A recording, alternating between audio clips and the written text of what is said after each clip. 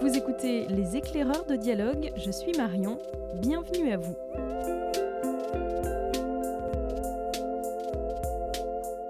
Peu de livres changent une vie. Quand ils la changent, c'est pour toujours, des portes s'ouvrent que l'on ne soupçonnait pas, on entre et on ne reviendra plus en arrière. En guise de fil rouge pour ce nouvel épisode de notre podcast, cette citation de Christian Bobin. Nous avons interrogé 4 personnes. À chacune, nous avons posé la même question. Quel est le livre qui a changé votre vie ? Se sont prêtés au jeu une autrice, Lilia Hassen, un bibliothécaire brestois, Loïc Martin, un lecteur passionné, Nicolas Leverge, et un libraire de dialogue, Julien Laparade.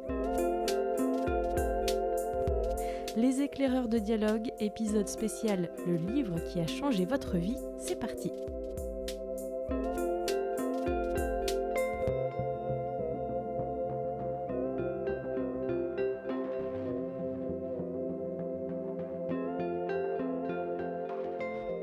Bonjour Lilia Hassen. Bonjour Marion. Vous êtes romancière, journaliste. Vous venez de publier Soleil amer chez Gallimard. Alors ce thème, le livre qui a changé votre vie, est-ce que ça vous inspire ? Alors oui, ça m'inspire. La difficulté, c'est de choisir. J'avoue que je sais toujours pas trop. Enfin, je pense que je sais. Mais c'est compliqué puisque tous les livres changent notre vie. Et puis surtout à des moments différents aussi. C'est vraiment une question de moment. Les livres qui m'ont bouleversée adolescente ne sont pas les mêmes que ceux qui m'ont bouleversée il y a 5 ans. Et en fonction des périodes de notre vie, des événements, forcément, on les associe à des livres différents. Alors s'il fallait malgré tout en retenir un, ce serait lequel ? Justement, un souvenir d'adolescence. Bon, c'est un auteur qui m'a énormément marqué, Stefan Zweig. Parce qu'il a ce talent de pouvoir décrire en quelques mots seulement une femme, un homme, et de nous laisser voir tout un monde à chaque fois. Vraiment, je trouve ça fou de dire qu'en quelques lignes, et c'est vraiment, il a cet art de la nouvelle à chaque fois, de pouvoir dresser comme ça un portrait très précis, on voit exactement ce qu'il veut dire, et vraiment dans une forme de densité que je trouve absolument hallucinante et qui me fait rêver, je crois, en tant que romancière. Et si je devais choisir un livre, ce serait son seul roman, La pitié dangereuse, parce que je trouve que l'idée de prendre un sentiment aussi pur et de montrer à quel point, justement, c'est un oxymore déjà, de montrer à quel point il peut être détourné. Je trouve que, justement, dans l'analyse de la psychologie des personnages, dans la description d'un sentiment, il a atteint un point que peu de romanciers ont réussi à atteindre. Et encore une fois, avec une économie de mots, La pitié dangereuse, c'est l'histoire d'un jeune homme, on est au 19e siècle, qui va dîner, danser chez une famille extrêmement riche. Et il voit une jeune femme qui est assez jolie, il l'invite à danser, sauf qu'elle est handicapée. Et donc c'est un affront, parce que c'est la fille du maître de maison, et c'est une humiliation pour elle. Et il s'en veut atrocement, et donc les jours qui suivent, il lui envoie des fleurs, il lui rend visite. Et il ne se rend pas compte qu'à force de pitié, parce qu'il s'est rendu compte qu'elle était handicapée, à force de pitié, il est en train de créer un sentiment amoureux chez elle. Et il s'enferme dans tout ça, puisque le père aussi commence à porter des espoirs sur lui, et en fait il se laisse enfermer dans sa pitié. Et je trouve que c'est une tragédie, parce qu'on sait dès le départ que ça va mal finir. Et on voit comment petit à petit, par des petites erreurs humaines, par parfois un excès de bienveillance ou un excès de vouloir bien faire, comment on se laisse peu à peu entraîner comme ça dans une mécanique atroce qui est en plus très perverse. Et c'est ce que j'aime bien chez Zweig aussi, c'est qu'il n'oublie pas la perversité de l'âme humaine. Et je trouve que voilà, c'est un très grand livre dont on parle pas assez. Est-ce que quand vous l'avez lu adolescente, tout de suite ça a créé en vous ce sentiment, il vous a tout de suite plu ? Ah oui, je ne l'ai pas lâché. Je ne l'ai pas lâché, j'ai senti tout de suite, de toute façon il nous accroche dès les premières phrases, il arrive à vraiment nous accrocher, et puis en fait je ne le quittais pas, ce livre. Ce qui est fou, c'est que je ne l'ai jamais relu, mais j'en ai un souvenir très net, mais comme même toutes les nouvelles de Zweig, c'est-à-dire qu'il a une telle clarté dans l'expression, dans l'écriture, que en fait j'ai Amok, vraiment tous ces livres.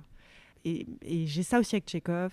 Vraiment, les auteurs de nouvelles me fascinent pour ça. C'est que même 15 ans après, je me souviens très très bien. Et puis en plus, avec un art de la chute quand même, qui fait que ça nous marque.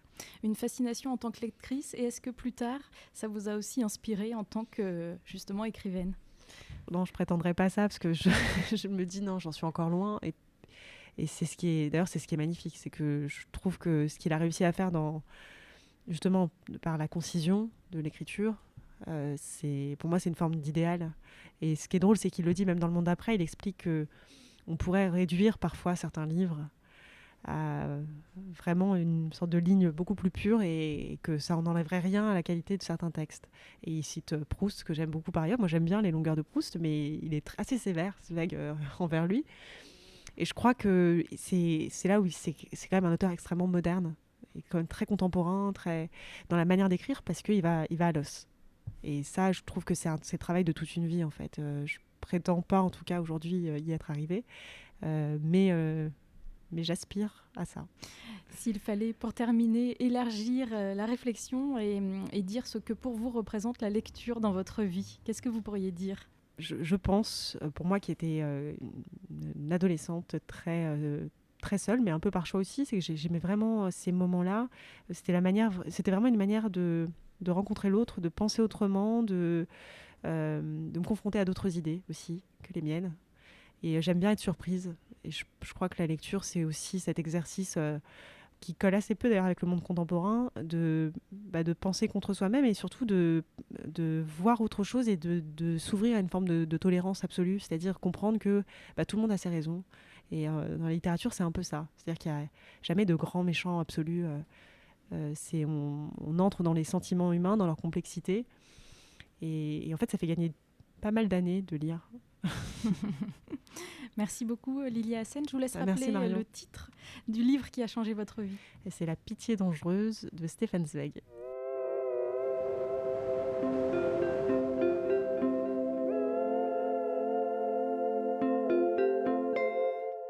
C'est la suite de notre podcast Les éclaireurs de dialogue spécial, le livre qui a changé votre vie.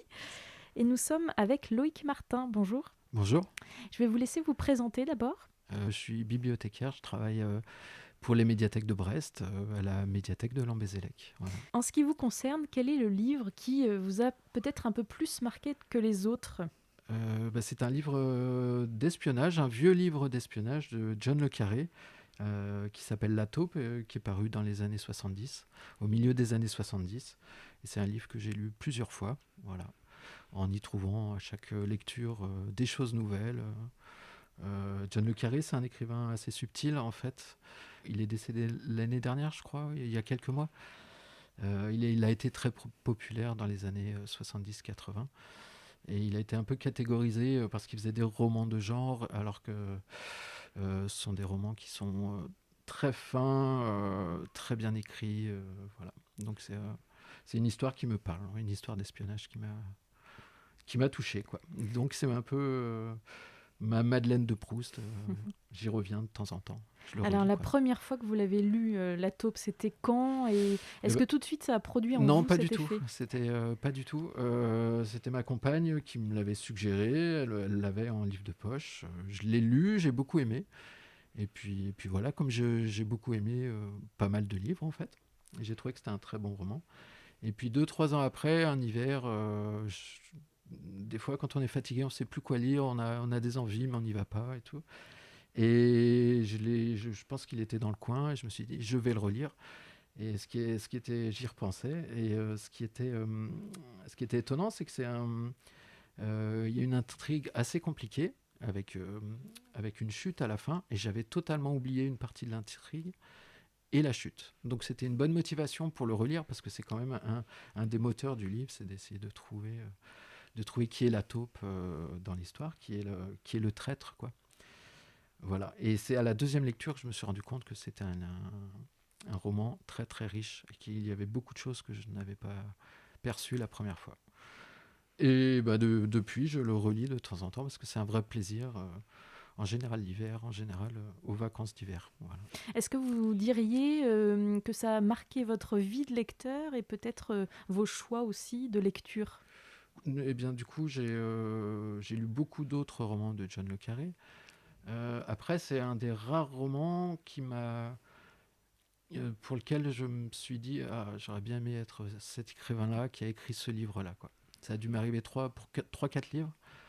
Et voilà, et à chaque fois que je le lis, je me dis ça, je me dis quel bonhomme, John le Carré. J'aurais bien aimé être l'auteur de ce livre-là, quoi. Je vous remercie beaucoup Loïc Martin. Donc on rappelle La taupe de John le Carré, c'est votre choix pour aujourd'hui.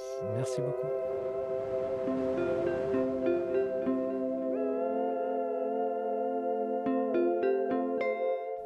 Dans le cadre de cet épisode spécial Le livre qui a changé votre vie, on continue notre tour d'horizon avec un lecteur fidèle de Dialogue. Nicolas, bonjour. Bonjour Marion. Est-ce qu'il y a un livre auquel tu penses quand justement on te dit celui qui a changé ta vie ?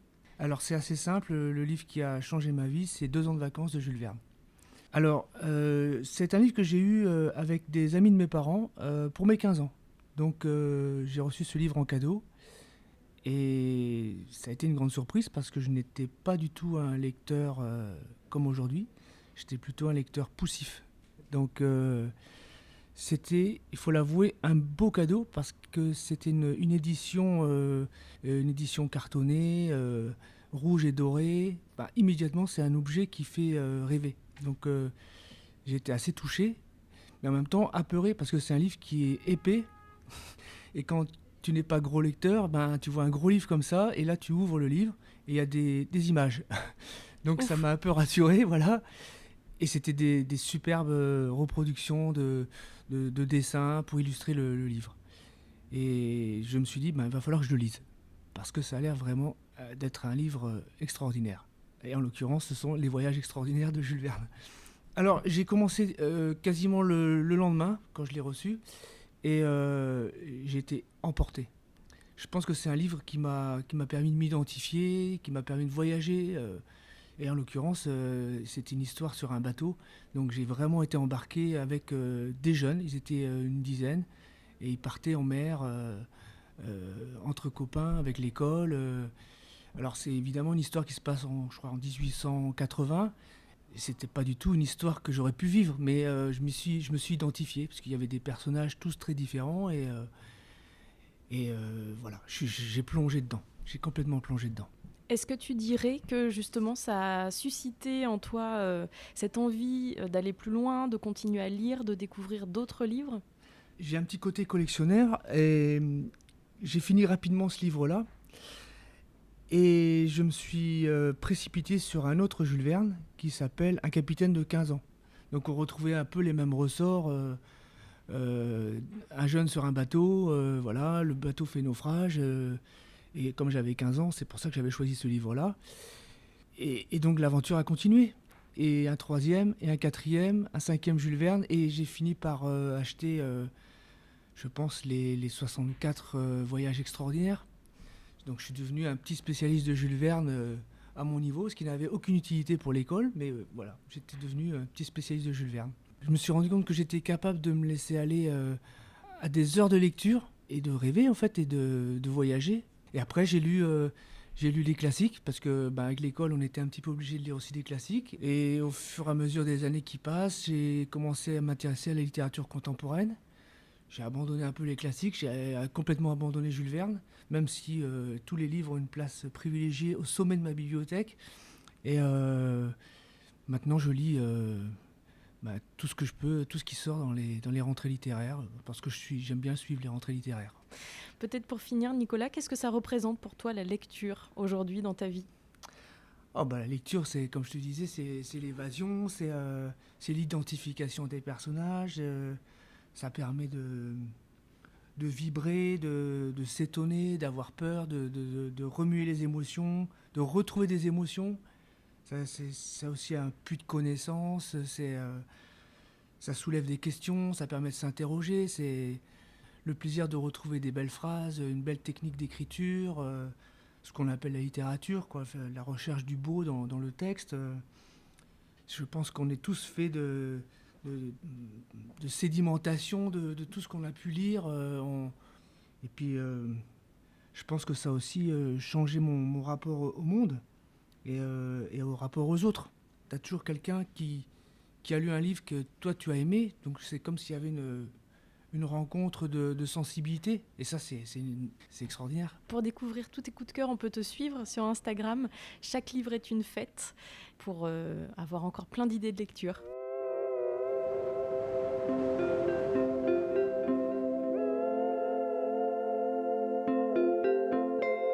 Et pour terminer cet épisode spécial, le livre qui a changé votre vie, nous sommes avec un de nos libraires du rayon littérature. Julien, bonjour. Bonjour Marion.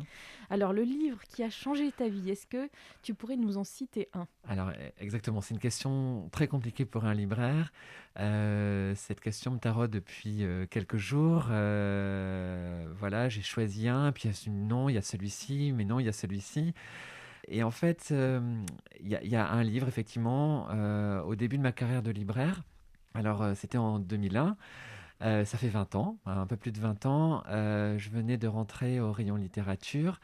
Voilà, j'essayais de me faire une place. J'essayais de convaincre par mes goûts, par mes choix un petit peu éclectiques. Voilà, n'étant pas du sérail vraiment très classique, vu que j'étais un lecteur un peu tardif. Mais il ne faut jamais désespérer, puisque vous voyez, je suis devenu libraire. Donc j'étais vraiment plus enclin vers la littérature contemporaine. Encore aujourd'hui, même s'il y a des classiques qui m'ont absolument bouleversé, je pense à L'été d'Albert Camus, un texte un peu moins connu. J'ai failli faire un mémoire sur ce texte-là, mais j'ai pas choisi ce titre-là. J'ai choisi un titre, et je ménage un peu le suspense, d'un auteur américain qui publie tous les 10 ans. Et j'attends impatiemment son nouveau texte, parce qu'il y a 10 ans auparavant, il a fait son second roman. Et le livre que j'ai choisi, c'est de Brady Udall, Le destin miraculeux d'Edgar Mint. Un livre qui met en scène Edgar, un personnage qui m'a bouleversé à l'époque. Voilà, il est mi-apache, mi-blanc dans une Amérique assez contradictoire. Le début du roman, un accident de voiture. Miraculeusement, il est sauvé, il n'a rien, il est indemne, comme si son destin était d'aller encore plus loin. Et donc, il va décider d'aller à la recherche de ses origines, et notamment de son père, puisque sa mère, chauffeuse de taxi, le laisse un peu à l'abandon, mais il a besoin de savoir d'où il vient. Et il va faire un road movie incroyable à travers les États-Unis. Il va se retrouver dans une famille d'accueil absolument aimante, mais il sait que sa place n'est pas là. Il fait des rencontres au fur et à mesure.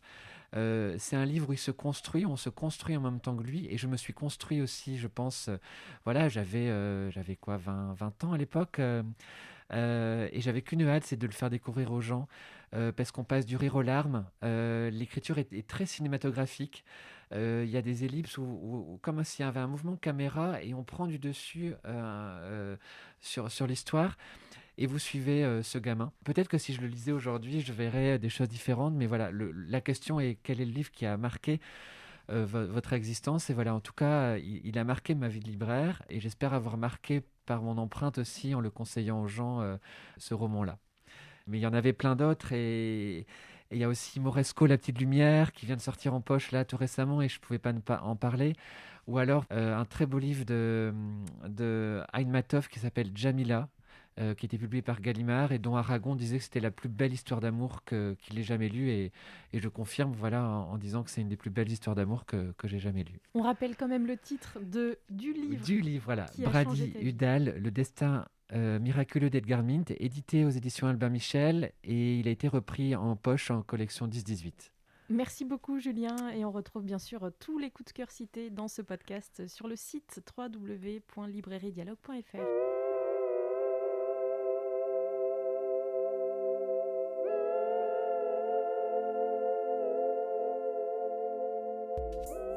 Les éclaireurs de dialogue, c'est déjà fini pour aujourd'hui. Merci à Lilia Hassen, Loïc Martin, Nicolas Leverge et Julien Laparade. Et si vous aussi, vous avez envie de nous partager les lectures qui ont changé votre vie, n'hésitez pas à commenter ce podcast.